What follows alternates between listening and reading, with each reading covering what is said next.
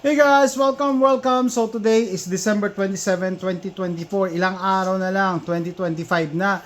And as promised, gagawa ako ng gun collection video. So pinicturean ko muna initially yung mga barel. Pawis ako kanina, nilabas ko ha. So just to inform you, paano yung setup ko. Tatlo gun safe ko, isa sa baba, tapos dalawa sa taas. So imagine niyo, binaba ko pa lahat yun, tapos dito sa baba, umaapaw na din. Well, yun nga, nilabas ko na lahat. Tapos, ano pa ba gusto ko sabihin? A few months ago, gumawa ng actually 1 month ago, gumawa ng video si Pistolerong Pino. Gun Addictus. Kaya sabi ko, pre, paano yan? Hindi na ako makagawa ng, hindi ako makagawa ng gun collection video kasi dun sa baril mo, sinasabihan ka na addictus daw eh. Ba, yung unang baril na nabili mo, sobrang excited ka pa nun, di ba? Yeah, unang baril ko guys, Sam Falcon sa Shooters Arms Manufacturing. Sam Falcon 45 ACT. So, dyan sa ginawa niyang video, no, syempre may mga anti-gun people, may haters din na totoo ba healthy addiction? Talaga ba? Anyway, yung mga anti-gun people din na nanonood ng mga videos natin kaya binabash siya na At ito pa, nauso ang PC. yan. So, and ito maganda to. Ito maganda to, may kababayan tayo. Shout out kay Lebron Roque _VK VK1IJ. No offense meant, hindi kagandahan ng mga baril mo. All of them are low end. Hopefully may mid-range or better high-end na baril ka rin. Kahit man lang isa o dalawa, it's pointless. Kahit 4 dozens pa ang mga baril mo. Actually, 4 dozens. Actually, baka lampas na ako ng 4 dozens. Kung puro mga pangit at patapon naman. However, in fairness, dalawa lang sa mga low budget mong baril ang pasado sa akin. As in, kailangan talaga pasado sa kanya. Yung Taurus mong PT92, stainless, and then yung Zigana mong PX9. Alam nyo, nireply ko dyan, don't do drugs. Feeling niya talaga, nagko-collect ako ng baril para lang ma-approve niya. Hindi ko nga siya kilala eh. No, shout out at Lebron Roque _VK1IJ. Nagko-collect ako ng baril. So, sagutin na rin natin yung mga issues. Bakit? Sabi ko, kailangan mo ba ng ganyang kadaming baril? Hindi. Diba? Hindi ko kailangan yan. Ba't ka bumibili ng ganyan kadami? Wala lang, gusto ko lang. And because, pinaka-importante, it's because I can. Pwede kong gawin. Kaya kong gawin. Kung gusto mo nga mag-collect ng ganyang baril, pero hindi mo naman pwedeng gawin, wala rin, di ba? Eto, allowed ako bumili. It's my right. Di ba? May Second Amendment right ako. At saka alam nyo, pag sinabing right, hindi mo kailangan ipaliwanag. Hindi yan kailangan. Yung right nga, nasa Bill of Rights yan. Hindi yan kasama sa, walang Bill of Needs. Bill of Rights. Okay, so lilinawin ko. Tapos, yung batas sa Pilipinas, hindi yan batas sa buong mundo. Sa Pilipinas lang yan. Kaya, know your laws kung nasaan kayo, no? Kung nasaang mang lugar kayo. Hindi, wag niyo isipin na kung ano yung batas sa lugar nyo, yan na dapat sa buong Pilipinas. Dati may nag-comment pa dapat isa lang ang baril. Talaga? Sino nagsabi? 'Di ba? Parang kanina, ay sayang, hindi ko na ma-flip, no? Kanina pinapanood ko, nag-type ako. Sige, type na nga natin. Type ako kanina. Pag tinype mo sa YouTube, Pinoy Gun Collector, ayun na lang, Pinoy Gun Collector. Sino mag-a-appear? Si Robin Padilla. Okay, Guns Pinoy, pero hindi naman siya collector actually. Wala naman talaga akong makitang may collection eh. Wala akong makitang Pinoy na nagpakita ng collection. Maliban kay Robin Padilla, yung asawa niya, si Mariel, may gun collection din. 3 years ago pa yan So I think June na rin ako magpakita ng gun collection. Wala naman mag-asawa lang. Yung mag-asawang Padilla lang ang may gun collection sa Pilipinas. Okay, Psycho Patrick, marami tong baril pero wala naman siyang gun collection na video. Wala akong makita ng gun collection. Pinoy gun collection. Ano to, pellet to. 235,000 views, oh. Wala.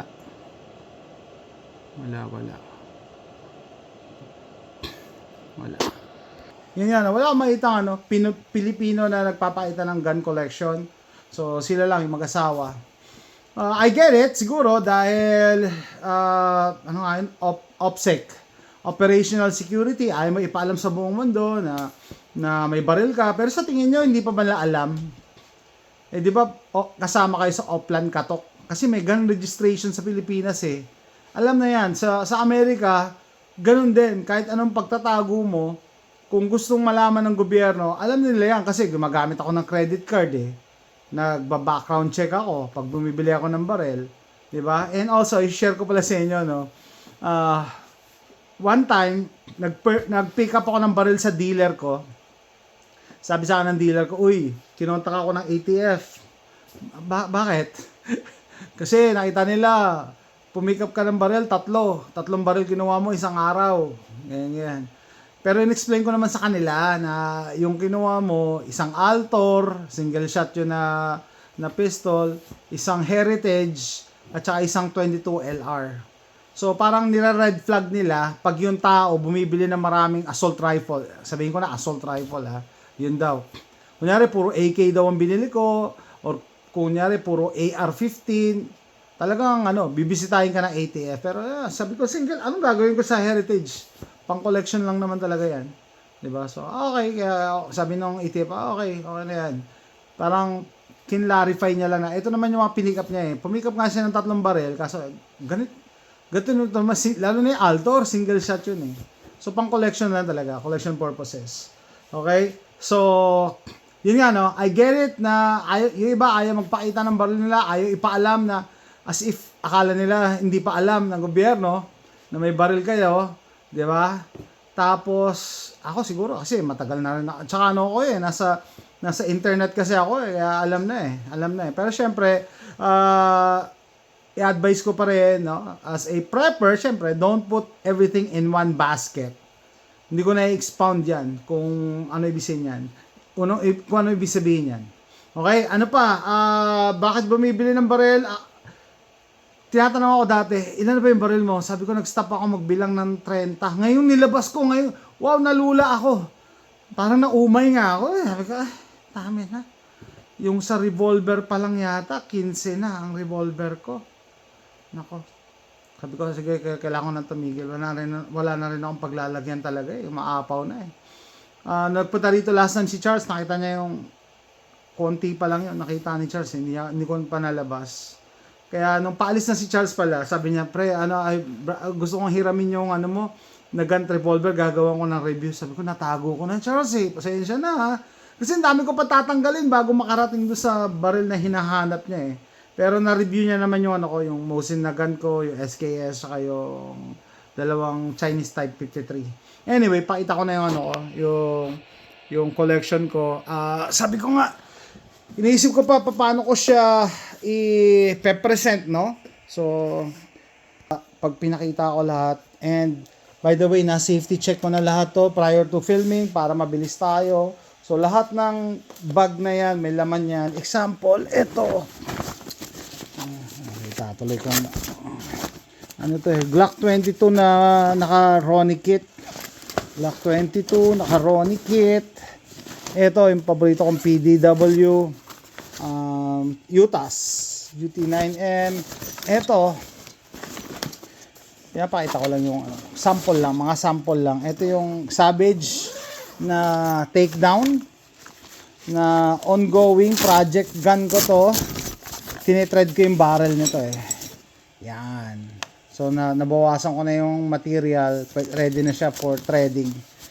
Anyway, so yan lang yung mga sample natin. Baka sabihin nyo wala akong Glock. Ayan, Glock. Ito yung Glock, ginawa ko rin na video to eh. Nilagyan ko ng ng red dot. Vortex yan ha. Nag-iisa kong vortex na red dot. Ano pa? Eto. Kasama ko si Charles nung binili ko yung case na to, no. Napunta kami doon sa sa gun store na parang museum. Star Model B. Sakto nakakita ko ng case na Star din. Yan. Tapos meron akong ano eh. Yan. Tawag dito, manual ng Star. So maganda, parang pang-collect na talaga. Ito, tagal ko na din to hindi nahahawakan. TriStar. Ginamit ko to pang competition. And I don't know, hindi na yata to pinoproduce, hindi na yata ginagawa ito eh. Copy to ng CZ. CZ, baby. Copy. Pag competition talaga, big fan ako ng all steel. Nilagyan ko ng pabigat para drop free. So, copy to ng CZ, tapos nilagyan ko ng fiber optic front sight. Isa sa mga siguro memorable sa akin kasi ginamit ko yan sa competition, tapos pinark ko na. Hindi ko na ginagamit. Clone ng CC yan, CC75, pero TriStar ang gumawa. Turkey. And what else? Majority, lahat naman to nagawa ko na ng vlog. Pakita ko na lang yung mga notable na. Ito yung pinakamalaking 1911, pinakamalaki. 7-inch barrel to pero tapos 10mm. Okay, doon sa nagsasabi pala na ano yung term niya? Pangit daw yung collection ko, mumurahin. Pero isa yan sa mga pinagmamalaki ko. Hindi ako makakabili ng Ferrari, hindi ako makakabili ng Lamborghini. No? Pero meron akong mga pag-aari na hindi nyo kayang bilhin. Yun ang aking bilang proud owner. Hindi nyo kayang bilhin. Discontinued na eh. Example, ito. Wala ka na mabibili nito kahit may pera ka eh. Siguro sa used market, yeah. Pero magbabayad ka talaga. 10mm to, Parker. Ayan, Parker 10mm. Hindi makita ng camera. 7-inch yung barrel. Isa yan. Sa mga, siguro, proud owner ako. Ito, maganda to. Buds exclusive. Exclusive to sa Buds Gun Shop. Yung polish na Smith & Wesson SW9VE. Nilagyan ko ng extension ng Glock. Okay. Yan. Wala ka na rin mabibili niyan. SW9VE. Ito yung niya, yung hater ko, yan ang gusto. Meron pa yan eh. Available pa yan. Ito, wala ka na rin mabibili nito. CZ70. CC70. So, gagawa ko na lang ng separate video para sa lahat. So, ginroup ko. So, ito yung mga pistols. Ito yung mga semi-auto, mga AR style. Ito yung mga surplus. Ito, proud owner ako ng asan na ba yung ko? Yun, ito pala. Yung Mosin na Gant na, ganda nito. Tignan nyo yung, ang tawag yan? Hex receiver. Hex receiver, Carcano, dalawa yung Carcano ko, isa, tsaka isa doon. Ito, type 53. Ito, dalawa, type 53. Ito yung Chilean Mauser ko na converted to 308. Mga PCC, Ruger PC carbine, High Point na merong furniture ng ATI. Yeah, tapos ito yung AK-47 ko. Nag-iisang AK-47. Isa sa mga pinagsisisihan ko, hindi ako bumili ng mga Russian AK nung mura pa, yung mga Z-Pop, N-Pop. Ito, mga 22 LR ko, yan, Ruger 1022, ATI na mukhang, yan, GSG, na mukhang HK. Ito yung Squires Bingham ko, na hindi ko pa naayos, pero napagana ko na yung trigger niyan. Ito, tinitread ko rin yung barrel, Savage. Tapos itong grupo na to, puro shotgun. Sabi ko, dapat wag na akong bumili ng shotgun. Grabe, sandamakmak na yung shotgun ko.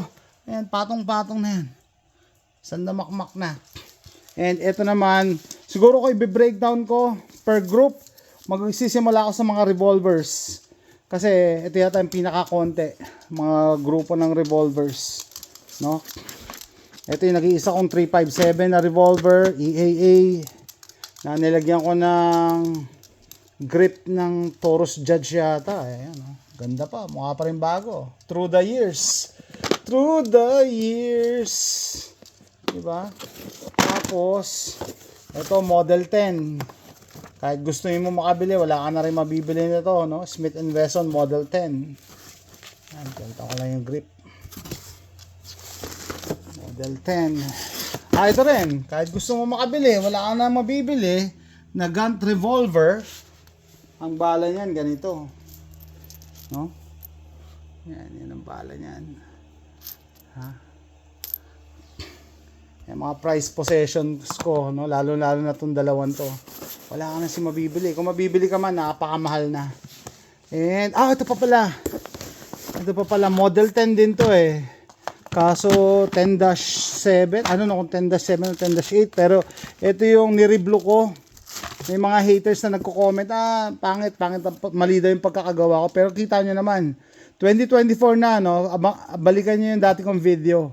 Maganda pa rin yung tsura, wala pa rin kalawang, alaga sa oil eh. Nakatago lang naman siya eh. No? Tapos ito pa lang, grip nito, discontinued na. Discontinued na tong grip na to kasi kinontak ko yung manufacturer. Sabi ko hingi ako ng screw. Wala na daw kasi discontinued na. Kaya temporary lang yan. Nilagay ko. Pero ayan, kasi yan na.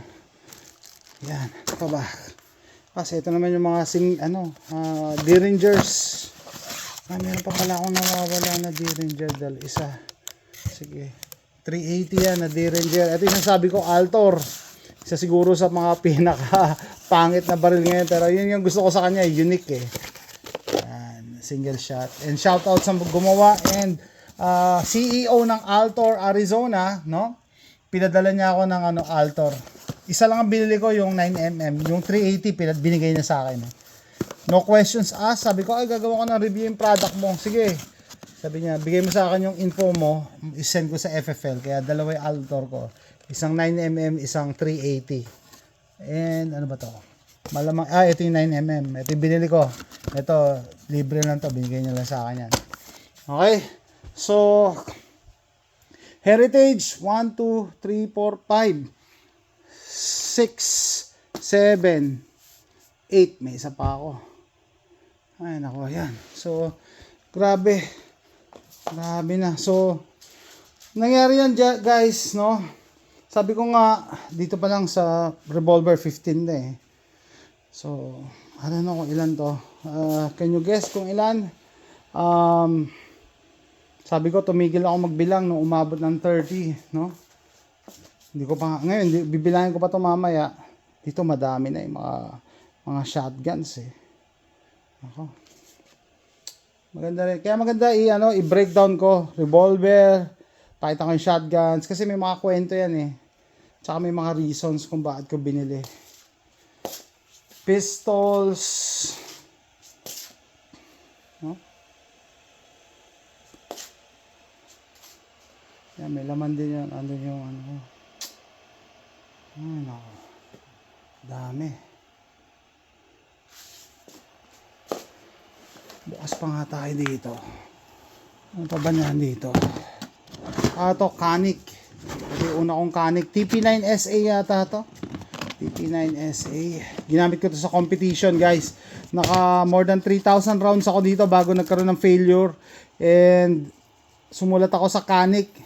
Pinadala ko to. Tapos binalik nila. Pinalitan daw nila yung recoil guide rod. Recoil spring and everything. And ayos na rin tumakbo. Ito pa rin. Isa pa to sa mga prized possessions ko. No? Rock Island Armory yung case, pero alam ko nakalagay dito eh. Yung pinakamaliit ko na barrel. Dito yata. Yes! Yan, wala ka na rin mabibili nito. Ang cute na mga to eh. Wala ka na mabibili, no? Argentina yan eh. Ito naman yung yan. Browning ba to? Yeah, Browning. Yan, dalawa. So ayan, ito lang po. Gagawa lang ako separate video. Papakita ko yung mga pistols, rifles, modern, at saka surplus, 22 LR rifles dito, tapos shotguns, revolvers. Yan. No? Sabi ko maganda rin mag-inventaryo kasi hindi ko rin alam. Na-shock din ako nung nilabas ko na. Collect lang ako ng collect, bili na ng bili, pero yun pala sobrang dami na pala. Kailangan ko na tumigil after ko ma-pick up yung dalawa pa. Ayan. So, ayan guys, no, sorry na lang sa mga ma-offend pag nakakita ng barel, no? Wala eh. Hindi ko kailangan magpaliwanag para bumili. It's, it's not a need. It's a right actually. And I buy this because I can. Pwede naman eh. Pwede kang bumili. Why not? Diba? Okay guys, abangan nyo yung full review ko, breakdown. Para mas in-depth ma-explain ko sa inyo yung mga barrel. And yung mga story behind bakit ko binili yung barrel. So usually, binibili ko yung barrel. Lahat pala to, binili ko to. Hindi ko sila binili ng full price. Discounted lahat yan. Or clearance or on sale. Tapos yung iba, binili ko sa pawn shop. Mga ganon. So, mura talaga. Pag nabibili. Yung mga tipong sobrang mura na, allowed ka pa, bakit hindi ka bibili? Yun ang tanong. So, ngayon, siguro, ang reason ko ngayon, para wag na akong bumili, wala kasi talaga ako mapaglagyan. No? Yan, so pahapyaw pa lang to guys. Masyadong mahaba kasi pag inisa-isa natin yan. Isa-isa natin. Isang pasada pa. Ito na mga pistols. Ito matagal ko na rin hindi napuputok ko. Car CW9. At kung ano-ano pa.